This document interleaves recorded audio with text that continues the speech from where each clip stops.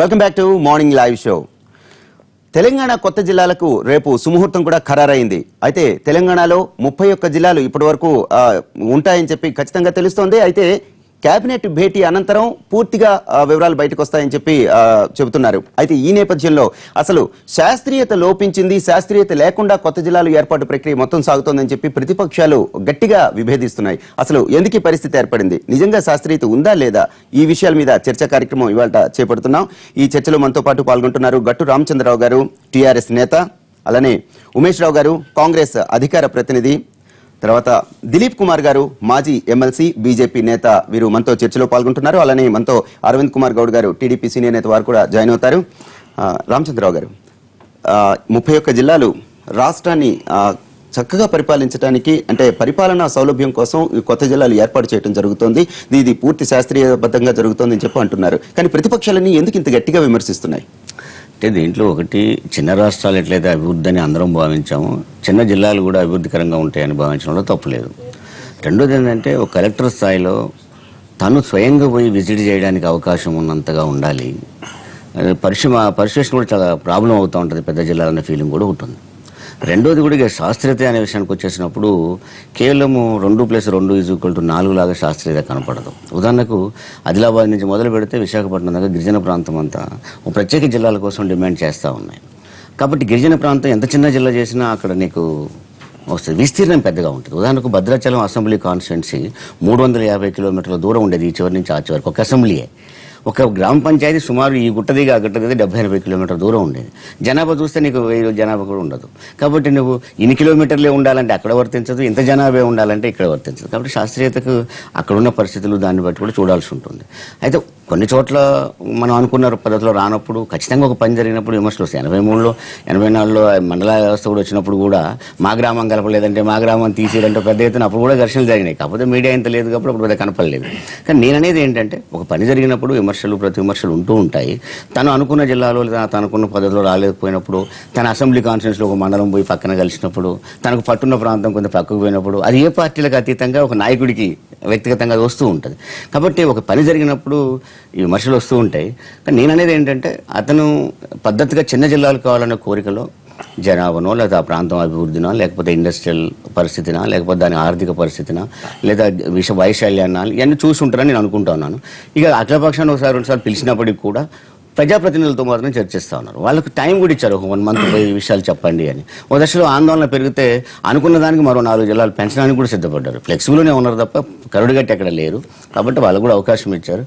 జరగాల్సింది ఏంటంటే, ప్రతిపక్షం అన్నాక విమర్శించకపోతే వాళ్ళది కూడా తప్పు అవుతారు. కాబట్టి విమర్శించడం, ఆ విమర్శలు స్వీకరించి వీలున్నంత విమర్శించక తప్పదు కాబట్టి చేస్తున్నారని చెప్పంటున్నారు.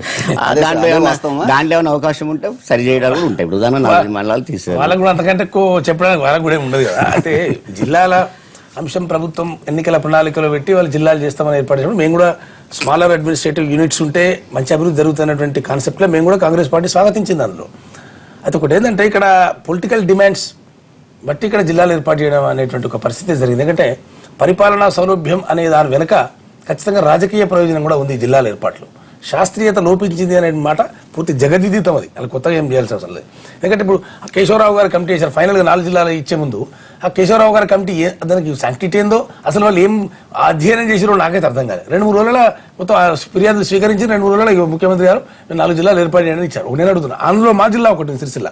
ఆ సిరిసిల్లలో కూడా ఒక మండలం 92,000 జనాభా, ఇంకొక మండలం 13,000 జనాభా. బాగా ఆలోచన చేయండి. మాదేం పెద్ద ఏజెన్సీ ప్రాంతం కూడా కాదు. రామచంద్రరావు గారు చెప్పినట్టు భద్రాచలం ఏరియా లాంటిది కూడా కాదు. ఆడ 92,000 జనాభాకు ఒక మండలం చేసినారు, 13,000 జనాభాకి ఇంకొక మండలం. అంటే వీళ్ళు, నేనేమంటారంటే, శాస్త్రీయత తీసుకురావచ్చు. దీనికి సమయం ఎక్కువ ఇవ్వాలి. మా కాంగ్రెస్ పార్టీ, మా పిసిసి పార్టీ గారు నేను చెప్పింది కూడా అదే. మీరు సమయం ఎక్కువ ఇస్తే మనం సరిగ్గా ఆలోచించి చేయొచ్చు. మీరు హడావిడిగా చేసి మిగతా అంశాలను ఏదో పక్కదారి పట్టించాలని చెప్పి ఇదే అంశాన్ని ప్రజల ముందు చర్చకు పెట్టే ప్రయత్నం చేస్తున్నారు. కాబట్టి ఆ శాస్త్రీయత లోపించింది అనేది కాంగ్రెస్ పార్టీ వాదించింది. కాబట్టి సిఎస్ ఆధ్వర్యంలో ఏడాది క్రితమే కమిటీ వేసాం, అది అంతా చర్చించిన తర్వాత మంత్రివర్గ ఉపసంఘం దాని మీద చర్చించింది, తర్వాత కేశవరావు గారు కమిటీ వేశారు. ఇట్లా ఇన్ని చేసిన తర్వాత కూడా ఇంకా ఇన్ని ఆరోపణలు వస్తున్నాయి. నేను ఒకటే చెప్తాను, సిఎస్ ఆధ్వర్యంలో సంవత్సరం కింద కమిటీ వేసుకున్నామన్నారు. ఆ సిఎస్ ఎవరితో సంప్రదించిండు అంటే, ఇప్పుడు జిల్లాలు ఫస్ట్ 24 జిల్లాలు అన్నారు, తర్వాత 27 అన్నారు, తర్వాత 34 అన్నారు. అంటే ఇప్పుడు కొన్ని జిల్లాలు అనవసరంగా ఇస్తామని చెప్పి ప్రకటించి అక్కడ ప్రజా ఉద్యమాలకు ఊపిరి వేసింది వీళ్ళే. అక్కడ ఉద్యమాలు వస్తే మళ్ళీ తలొగ్గి మళ్ళీ ఈ ఏర్పాటు చేసి తీసుకున్నారు వాళ్ళే. అయితే సిఎస్ కమిటీ ఎవరితో సంప్రదించి స్టేక్ హోల్డర్స్తో ఎవరితోనో సంప్రదించారా, ఈ మండలం ఇందులో ఉండాలి, ఈ జిల్లాలో ఉండాలి అంటే ఆ మండలం వల్ల చర్చించారా, 1,06,000 ఫిర్యాదులు వచ్చినాయి. ఎన్ని ఫిర్యాదులు పరిష్కరించారు, ఎంతమందిని పిలిచి మాట్లాడారు. రాష్ట్ర స్థాయిలో ఒకే ఒక అఖిలపక్షం పెట్టారండి. వీళ్ళు కనుక ప్రజాస్వామ్యబద్ధంగా శాస్త్రీయంగా చేయాలనుకుంటే ప్రతి జిల్లాలో 2-3 సార్లు అఖిలపక్షం జిల్లా వైజ్ అఖిలపక్షాలు పిలిచి మాట్లాడాలి, స్టేక్ హోల్డర్స్తో మాట్లాడాలి. కాబట్టి ఒకటే ఒక అఖిలపక్షం పిలిచి ముఖ్యమంత్రి గారు వారు రాసుకొచ్చుకున్నదే వాళ్ళ అఖిలపక్షం ముందు పెట్టి ఇదే ఫైనల్ అని చెప్పి ఏదో తూతూ మంత్రంగా ఓ కేశవరావు కమిటీ వేసి మన ఏది సిఎస్ గారు కమిటీ వేసి మంత్రులకు ఉపసంఘం వేసి అన్ని మీ నిర్ణయాలే, మీరు ఏకపక్షంగా తీసుకున్న నిర్ణయాలే అందరి మీద రుద్దారు. మేము అదే శాస్త్రీయంగా లేదు అని చెప్పే విషయం మేము శాస్త్రీయంగా నిరూపిస్తాం కాంగ్రెస్ పార్టీ. కానీ వీళ్ళు ముందుకు రారు కదా, వాళ్ళు ఇష్టం వచ్చినట్టు వాళ్ళ రాజకీయ ప్రయోజనాలు సాధించుకోవడం కోసమే ఈ జిల్లాలు ఏర్పాటు చేసిన మాట పూర్తి వాస్తవమైనటువంటి ప్రజల్లో జరుగుతున్న చర్చ కూడా. అర్థం పర్థం లేకుండా 31 జిల్లాలని ఏ మండలం ఎన్ని ఉన్నదో తెలియని పరిస్థితి, ఏ మండలం ఎక్కడ ఉంచాలో కూడా తెలియని పరిస్థితి. ఇప్పుడు మా దగ్గర కూడా ఒక మండలం జిల్లా కేంద్రానికి 75 కిలోమీటర్ల దూరం ఉండే, మళ్ళీ సిరిసిల్ల జిల్లా ఇచ్చింది కాబట్టి మళ్ళీ ఇప్పుడు తగ్గిపోయింది. మొదలు ఇచ్చిన నోటిఫికేషన్లో ఆ రకంగా ఎందుకు ఇవ్వాలి, ఒక శాస్త్రీయత ఎక్కడన్నట్టు. తర్వాత ఉద్యమాలకు తలొక్కి మళ్ళీ మీరు చేంజ్ చేసిరు కొన్ని, అయినా ఇప్పటికి కూడా దారుణంగా. వరంగల్ హన్మకొండ ఏందండి, హన్మకొండ ఒక జిల్లా, వరంగల్ ఒక జిల్లా, ఎట్లుంటుందండి? అంత అవసరం ఏమున్నది? ఆ వరంగల్కి ఉన్నటువంటి ఒక ప్రాముఖ్యతను దెబ్బతీసినట్టే కదా. ఇటువంటి అన్ని అశాస్త్రీయంగా చేసిననేది మేము కాంగ్రెస్ పార్టీ చెప్తున్నాం కదా. కానీ దాన్ని వినిపించుకోవట్లేరు. అంటే మళ్ళీ ఏమంటారు, ఇంకా మమ్మల్ని ఒళ్ళు దగ్గర పెట్టుకోవాలంటున్నాం. ఒళ్ళు దగ్గర పెట్టుకుని పని చేయాల్సింది ప్రభుత్వం, పిసిసి ప్రెసిడెంట్ కాదు. పిసిసి ప్రెసిడెంట్ జవాబుదారి కాదు దీనికి, ఒళ్ళు దగ్గర పెట్టుకుని పని చేయాల్సింది ప్రభుత్వం. కాబట్టి ఇటువంటి ఒక కౌంటర్ ఆర్గ్యుమెంట్ చేసి కౌంటర్ వాదనలు చేసి వాళ్ళ మాట నెగ్గించుకోవడం కోసం చేసింది తప్ప ఇలా శాస్త్రీయత లేదు, అహంకారపూరితమైన ధోరణిలో కూడా పోతుంది. 100% ఇందులో శాస్త్రీయత లేదు అని మేము శాస్త్రీయంగా నిరూపించగలిగే పరిస్థితిలో ఉన్నది కాంగ్రెస్ పార్టీ. కానీ ముందుకు రారు కదా, ముందుకు వస్తే మేము నిరూపిస్తాం. దిలీప్ కుమార్ గారు, మీరు కూడా తూతు మంత్రంగానే జరిగిందంటారా? మీ ఒపీనియన్ ఏంటి? జిల్లాల సంఖ్యను పెంచడంలో తప్పేం లేదండి, దాన్ని సాధించవచ్చు ఎవరైనా. కాకపోతే ప్రజల అబ్జెక్షన్స్ నిజంగా స్టడీ చేశారా లేదా, అసలు గ్రౌండ్ రియాలిటీకి అనుగుణంగా ఉన్నాయా లేవా అనేది డెఫినెట్గా ఎగ్జామిన్ చేయాలి. ప్రభుత్వం కనిపించాలి అట్లీస్ట్ ఆ విధమైనటువంటి ఎక్స్పెరిమెంట్ చేసినట్టు. సో ఈ కమిటీ వేయడం, చాలా త్వరగా వాళ్ళ నివేదిక ఇవ్వడం, ఇట్లాంటివన్నీ చూస్తే సీఎం ఏమనుకుంటున్నాడో ఆయన ఆలోచన విధానానికి అనుగుణంగా కమిటీలు రిపోర్ట్స్ చేసుకోవాల్సి వస్తుంది తప్ప నిజంగా ప్రజల అవసరాలకు అనుగుణంగా ఈరోజు డిస్ట్రిక్ట్స్ ఏర్పడాయని అనుకోవడానికి వీల్లేదు. చర్ల లాంటిది ఉందనుకోండి, అట్లాంటి మండలాన్ని కలిపి మీరు జిల్లా చేసి ఉంటే బాగుండేది, ఇన్యాక్సెసిబుల్గా ఉండేటువంటివి. అవేం కనపడలేదు, ఎక్కడో కొత్తగూడెం, ఎక్కడో చర్ల. సో ఇట్లాంటివి మీరు నాగేశ్వరరావుపేట కావచ్చు, పెనప కావచ్చు, అటు మణుగూరు, ఇంకెక్కడో ఉంటుంది. సో అది రియల్గా మీరు కొత్తగూడెంలో తీసుకొచ్చే అవసరం ఉందా లేదా? అదొకటే కాదు, వరంగల్ అర్బన్, వరంగల్ రూరల్, ఇది అవసరం ఉందని అవసరం లేదని అక్కడ ఉన్నటువంటి ప్రజా సంఘాలు, డాక్టర్లు, లాయర్ల సంఘాలు ధర్నాలు నిరసన తిరిగారు. మాకొద్దు జిల్లా అని, అందరేమో మాకు కావాలంటే వాళ్ళు మాకు వద్దని. సో అందులో అంటే హిస్టారిక్ సిగ్నిఫికెన్స్ ఉంది ఆ జిల్లాకు. సో ఇవన్నీ చూస్తే ఏదో హరీబరీగా కొన్ని పొలిటికల్ ఎయిమ్స్, గోల్స్ పెట్టుకొని చేసాడు అనిపిస్తుంది. ఇది ఆస్పెక్ట్. సెకండ్ ఆస్పెక్ట్ ఇంపార్టెంట్ ఏంటంటే అసలు అడ్మినిస్ట్రేషన్ అనేది ప్రజల ముందుకి రావాలి అనేది కాన్సెప్ట్ మంచిదైనా ఎందుకు అనుకుంటాం అది అంటే ఈక్విటబుల్ డిస్ట్రిబ్యూషన్ ఆఫ్ డెవలప్మెంట్ లేనప్పుడు అందరు అధికారులు అందుబాటులో ఉండాలనే ఆలోచన కూడా చేద్దాం, మంచి ఆలోచన. కానీ ఆ రకంగా జరిగితే మనం అప్రిషియేట్ చేయొచ్చు. ఇంకొకటి చాలా ప్రమాదకర విషయం ఏంటంటే అన్ఫార్చునేట్లీ నేను ఒక 8 years ప్రజాప్రతినిధిగా ఉండి ఈ మాట చెప్తా ఉన్నా, ఇప్పటికీ కూడా ఆ బ్రిటిష్ కాలం నాటి బాబుల పెత్తనమే జరుగుతుంది. అంటే ఒక ఐఏఎస్ ఆఫీసర్ నువ్వు పెట్టావంటే ఆయన చెప్పింది ఐపీఎస్ ఆఫీసర్, కొన్నైతే జిల్లాలకు అసలు ఐపీఎస్లే బాధితులని ఒక స్టేట్మెంట్. ఐపీఎస్లు బాధితులు ఏంటంటే జిల్లాలకు అసలు అంటే లా అండ్ ఆర్డర్గా అసలే వాళ్ళ కంట్రోల్లో ఉండి చచ్చిపోతున్నారు జనం అంటే మొత్తం జిల్లా పెత్తనం కూడా ఐపీఎస్కి ఇస్తా అంటే ఇంకేమైనా ఉందా? అసలు ఎవరు చెప్పుకోవడానికి కూడా దిక్కుండదు. ప్రజాప్రతినిధులు చాలా మందిని వాళ్ళు కించపరుస్తూ చూస్తారు, వాళ్ళు ఇచ్చిన విజ్ఞప్తులు అధికారులు పట్టించుకోరు. ఉన్న 10-12 మంది ఐఏఎస్లతోనే తలకాయ నొప్పి, ఐపీఎస్లతో తలకాయ నొప్పి అంటే ఇప్పుడు 31 మంది పెత్తనం పెడుతున్నాం అంతా జాయింట్ కలెక్టర్లతో. వాట్ ఎవర్ అంటే నేను ఏమంటున్నానంటే దీన్ని చేసేటప్పుడు నా రిక్వెస్ట్ అంటే గవర్నమెంట్, మా మిత్రుడు రామచంద్రరావు సీనియర్, నేను వాటిని కూడా రిక్వెస్ట్ చేస్తున్నా, సీఎం దృష్టికి తీసుకెళ్ళండి, ప్రభుత్వం దృష్టికి తీసుకెళ్ళండి.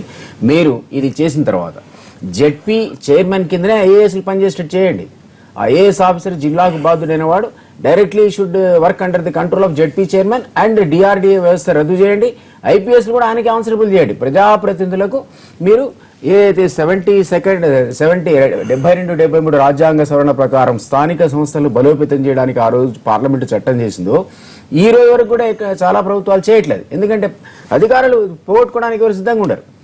దానివల్ల ఏమవుతుందంటే ఐఏఎస్లు ఐపీఎస్లే రూల్ చేసిన పరిస్థితి.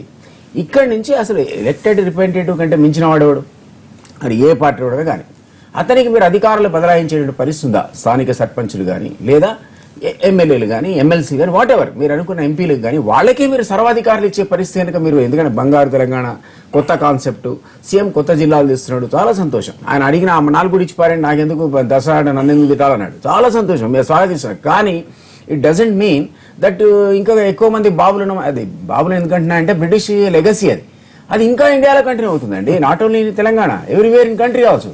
So elsewhere in country also continue అవుతుంది. ఈ విధానానికి కనీసం తెలంగాణలోనే మనం స్వస్తి చెప్పాలి. ఈ బాబులకు అధికారం ఇచ్చే పని కనుక మీరు మానుకుంటే మీరు 31 కాదు 40 జిల్లాలు చేసినా మేము స్వాగతిస్తాం. మీరేమంటారు? అంటే అశాస్త్రీయంగా జరుగుతుంది, తూతు మంత్రంగా జరుగుతుంది ఈ కమిటీలు బయట, ఇదంతా కూడాను 31 జిల్లాలకి అని చెప్పేసి టీడీపీ కానీ బీజేపీ కానీ ఇద్దరు ఒకటే మాట అంటున్నారు. అంటే పూర్తి శాస్త్రీయబద్ధంగా జరుగుతుంది, అసలు వాళ్ళలో ఆలోచన ఇది లేదని చెప్పి కేసీఆర్ గారు నిన్న కామెంట్ చేశారు. అవగాహన లేకుండా కామెంట్స్ చేస్తున్నారని. కేసీఆర్ గారు ఏం చెప్పింది అనేది వాళ్ళు చేసింది కరెక్ట్ అనుకుంటారు కాబట్టి అది ఆ విషయం చెప్పిండొచ్చు.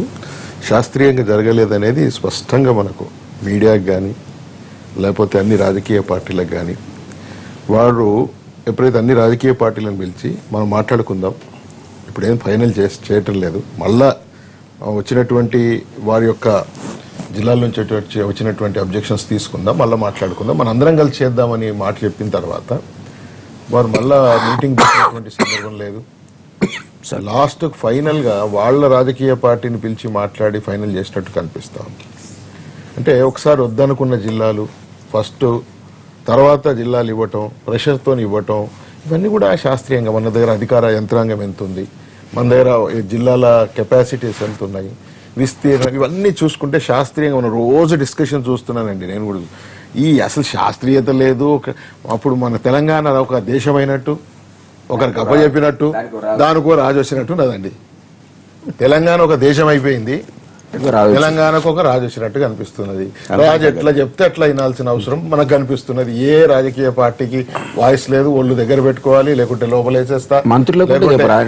ఎవరైనా కానీ అధికారులు ప్రజాస్వామ్యంలో ఇప్పుడు నాకు అనిపిస్తున్నది ఇది దేశం అయిపోయిందా, మా తెలంగాణ దేశం అయిపోయినట్టు కనిపిస్తుంది. చాలా ఆనందం, మా దేశం అయిపోయిందని. మాకు రాజు వచ్చిండు, రాజు ఎట్లా చెప్తే అట్లా నడుస్తుందండి. ఏకంగా స్వతంత్రత ప్రకటించుకుంటే సంతోషిస్తాం. రాజు ఎట్లా చెప్తే రాజరికం వచ్చిందా తెలంగాణలో అనేది మాత్రం అఖిలపక్షం ప్రజలందరూ చూస్తా ఉన్నారు. రాష్ట్ర స్థాయిలో అఖిలపక్షం బ్రదర్ ఒక్క నిమిషం, మీరు ప్రజలందరూ చూస్తా ఉన్నారు. బీసీల గురించి, ఎస్సీల గురించి ఈ రోజు మేలుకు వస్తా ఉంది. మీరు ఇచ్చినటువంటి వాగ్దానాలు ఎక్కడ, రోజుకొక వాగ్దానం, మేనిఫెస్టోల వాగ్దానాలు ఒక్కటి కూడా ఫుల్ఫిల్ చేసినటువంటి సందర్భం లేదు. కొత్త ఇష్యూని తీసుకురావడం, పాత ఇష్యూని మొదలు పెట్టడం, ఇది చాలా స్వాగతించాం మేమందరం. జిల్లాలు డివిజన్ చేయటం, పరిపాలన, తర్వాత ఇచ్చినటువంటి సౌకర్యాలను ప్రజలకు చేకూర్చడంలో ప్రభుత్వం ఏ నిర్ణయం తీసుకున్నా ప్రజాస్వామ్యంలో దాన్ని ఆహ్వానించాల్సిన అవసరం ప్రజలందరికీ ఉంటుంది, రాజకీయ పార్టీలకు ఉంటుంది.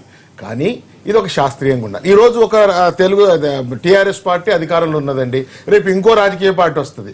ఇది రాజకీయ కోణం నుంచి తమ రాజకీయ పార్టీకి అనుకూలంగా చేసుకున్నటువంటి విధానం కరెక్ట్ అయింది కాదు. ప్రజాస్వామ్యంలో ఇది చాలా, అంటే రేపు ఇంకోరికి దారి చూపించినట్టు రాజశేఖర రెడ్డి గారు ఏ విధంగా దారి, ఇప్పుడు సందర్భం కాదు, వారు అవినీతిని ఎట్లా దారి చూపించారో ఈ యొక్క మనం ప్రజల్ని ఏ విధంగా మభ్యపెట్టొచ్చు, ప్రజల్ని ఏ విధంగా చేసి మన యొక్క పభ్యాన్ని గడుపుకోవచ్చు అనే ఆలోచన, ఒక రాజరిక పరిపాలన వచ్చిందా అని మాత్రం మా అందరికి కూడా, ముఖ్యంగా బడుగు బలహీన వర్గాలకు నేను అడ్డుపట్టను. వాళ్ళు చెప్పిన చెప్తే తర్వాత నేను చెప్పడం వీలవుద్ది, మళ్ళీ మధ్యాహ్నం రాకుండా. నేను అనేది ఏంటంటే, ఇక్కడ నలుగురం కూర్చున్నాం, ఇప్పుడు టీఆర్ఎస్ పరిపాలిస్తుంది, ఈ ముగ్గురు కూడా పరిపాలించిన వాళ్ళే.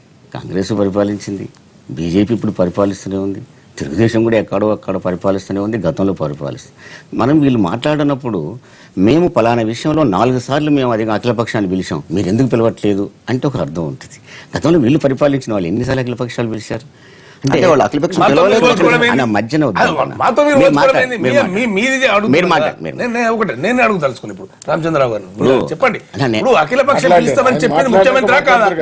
నేను అబ్జెక్షన్ అఖిలపక్షం పిలుస్తాము చెప్పదలుచుకుంటే అఖిలపక్షం వినండి సార్, అఖిలపక్షం పిలుస్తామని చెప్పింది ఎవరు? ముఖ్యమంత్రి కదా. అఖిలపక్షాన్ని పిలిచినా మీ పక్షాన్ని అయిపోయింది, అధికార పక్షాన్ని పిలుచుకున్నారని గుర్తు చేయదలుచుకున్నా. మధ్యాహ్నం రాకుండా ఉంటే మాట్లాడతాను. చాలా చక్కగా మీరు ముగ్గురు విమర్శించిన విన్నా నేను. అంటే మీరు గతంలో పరిపాలించిన వాళ్ళు, నేను అడుగుతారు సార్, మీరు షెట్టి మీద తిడతాను, షెట్టి కింద తిడతాను అనరా? ఇప్పుడు నన్ను విమర్శించేటప్పుడు నువ్వేం చేసినావు అడుగుతాం కదా. ఇప్పుడు వీళ్ళు ఏమవుతుందంటే గ్రామాల్లోకి వెళ్ళినప్పుడల్లా ప్రజలు మరి నువ్వేం చేసినావు అని ప్రశ్నించే పరిస్థితికి వస్తూ ఉంది. అందుకని గ్రామాల్లోకి వెళ్లకుండా వీలున్నంత వరకు హైదరాబాద్లోనే మాట్లాడడం అనేది ప్రతిపక్షాల పాత్రగా పెట్టుకునేవి. అంటే గ్రామాల్లో మీరు ఏ పని చేయండి, అదే చెప్పారు. 83లో మండల వ్యవస్థ వచ్చినప్పుడు కూడా మా గ్రామాలు ఎందుకు కలపలేదని, మా గ్రామాలు ఎందుకు కలిపారనే విమర్శలు అప్పుడు కూడా వచ్చాయి. కానీ మండల వ్యవస్థని మనం ఎంత స్వీకరిస్తున్నాం ఈరోజు అంటే ప్రాక్టికల్గా వచ్చిన తర్వాత దాని ఫలితాలు మనకు కనపడతాయి. నేను అనేది ఏంటంటే ఒక పని జరిగినప్పుడు విమర్శలు ఉంటాయి, ప్రతి విమర్శలు ఉంటాయి. ఇక వాగ్దానాల విషయాలు మాట్లాడాలని వస్తాయి. వాగ్దానాలు ఇక్కడ నేను చెప్తాను, తెలుగుదేశం మేనిఫెస్టోలో నిరుద్యోగ వృత్తి 2000 రూపాయలు ఇంటింటికి ఇస్తామని చెప్పారు. ఇక్కడ కాకపోయినా ఎక్కడో కూడా అధికారంలోకి వచ్చాం. ఎన్నిళ్ళకి ఇచ్చాం 2000 రూపాయలు? 71లో చెప్పింది కాంగ్రెస్ పార్టీ ఇంటికో బర్రె అని. ఇప్పుడు బర్రె లేని ఇల్లు నేను ఊళ్ళలో చూపెట్టను. లేదు విదేశాల నుంచి మేము బ్లాక్ మనీ తీసుకొచ్చేసి ఇంటికి పంచితే 80,000 రూపాయలు తగ్గకుండా పంచితే 80 లక్షల రూపాయలు దగ్గర వస్తాయని చెప్పిన బీజేపీ ఎంత తీసుకురాగలిగినాం? అంటే మనం వాగ్దానాలు చేసిన వాటి కోసం ప్రయత్నం చేస్తూ ఉంటాం. ప్రయత్నం ఇవాళ జరుగుతుందా రేపు జరుగుతుందా నేను ఎందుకు చేయలేదని వాళ్ళు అంటలేదు. వాళ్ళు అన్నారు కాబట్టి నేను అంటున్నానే. కాబట్టి ఒక దశలో రాజకీయ పార్టీలు రాజకీయాలే చేస్తాయి. రాజకీయ పార్టీలు ఏమైనా సన్యాసం పనిపోతే మీరైనా నేనైనా ఎవరైనా రాజకీయాలే చేస్తాయి. బట్ నేను అనేది ఏంటంటే అఖిలపక్షాన్ని ఒకసారి పిలిచిన తర్వాత మీరు చెప్పింది విన్న తర్వాత మేము అధికారంలో ఎందుకు మీరే ఉండొచ్చు కదా. మీరు చెప్పింది వినరు కదా. మీ అభిప్రాయాలు తీసుకుంటారు, నిర్ణయాలు చేస్తారు. నిర్ణయం మంచిదా కాదా తేల్చాల్సిందంటే ప్రజలు తేల్చాలి. అది ప్రతిపక్ష పాత్ర కరెక్ట్ ఉందా లేదా, ప్రభుత్వ పాత్ర కరెక్ట్ ఉందా లేదా అనేది అది తేల్చాల్సి ఉంది. ఇక రాజులు రాచరికాలు అంటే ఎవరికి వాళ్ళే రాజులు, ఎవరికి రాజులు. నీ నాయకుడు నీకు రాజుగా కనపడతాడు, నా నాయకుడు నాకు రాజుగా కనపడతాడు. నీ నాయకుడు మంచిగా కనపడతాడు. రాజశేఖర రెడ్డి గారు అరవింద్ గారికి అవినీతి పరుడుగా కనపడతాడు. చంద్రబాబు నాయుడు పరమ అవినీతి పరుడుగా నాకంటికి కనపడతాడు. ఇది కామన్. అది ఒకరికొకరు విమర్శించుకోవడం. మనం ఎడ కూర్చొని వాళ్ళని తిట్టించే బదులు నేను అనేది ఏంటంటే ఒక పని జరిగినప్పుడు ఖచ్చితంగా విమర్శలు వస్తాయి. ఆ విమర్శల్లో మానక అవకాశం ఉన్నంత వరకు మనం అమలు చేస్తాము. ప్రభుత్వం చేసిన తప్పు అయితే ప్రజలు స్వీకరిస్తారు. ప్రజలు దాన్ని మరో రకంగా నిర్ణయం చేస్తారు. గట్రామ చంద్రబాబు గారికి మరి కేసీఆర్ ఎట్లా కనబడుతుందో చెప్పాలి. ప్రజాస్వామ్య ముఖ్యమంత్రి కనబడుతుందా లేక రాజు కనబడుతుందా? నేను ఒకటి నేను ముందే ప్రజాస్వామ్య ముఖ్యమంత్రి కాకపోతే అన్నమాత్రం అఖిల పక్షాన్ని కూడా పిలవడు.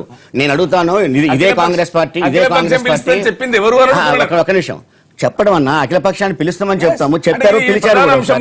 ఇది ప్రజలతో ముడిపడిన అంశం కాదా? ఇది మీ ప్రభుత్వం? నేను ఒక మాట అడుగుతాను.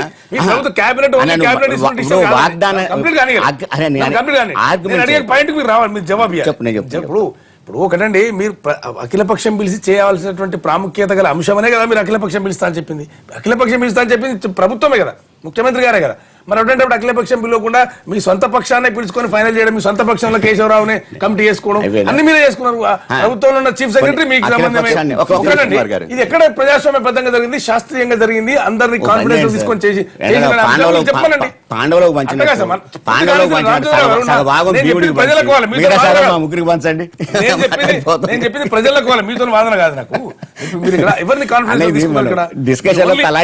కేశవరావుని కాన్ఫిడెన్స్ తీసుకున్నారు, మీ చీఫ్ సెక్రటరీ కాన్ఫిడెన్స్ తీసుకున్నారు, మీ జిల్లా ఎమ్మెల్యేలను ఎమ్మెల్యేలను వాళ్ళని కాన్ఫిడెన్స్ తీసుకున్నారు. ప్రజలను ప్రతిపక్షాలను ఎక్కడ కాన్ఫిడెన్స్ తీసుకున్నారు?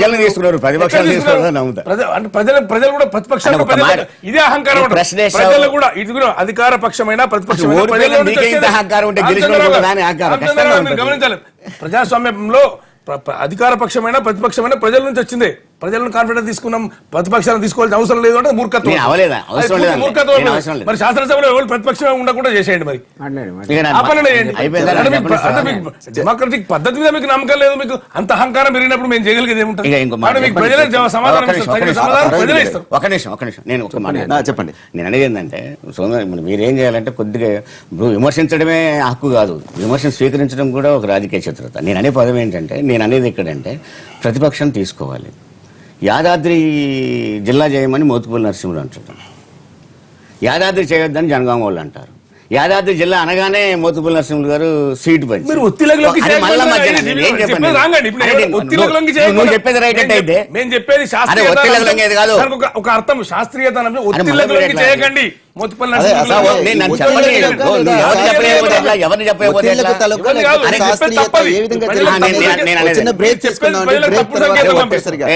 ఒత్తిళ్లకు లొంగకపోతే ఎన్టీ రామారావు దించేసినప్పుడు, రామ్లాల్ దించినప్పుడు ఒత్తిళ్లకు లొంగకపోతే తిరిగి ముఖ్యమంత్రి ఎట్లా చేశారు? ఇది కాంగ్రెస్ పార్టీ కదా ఆ రోజు చేసింది.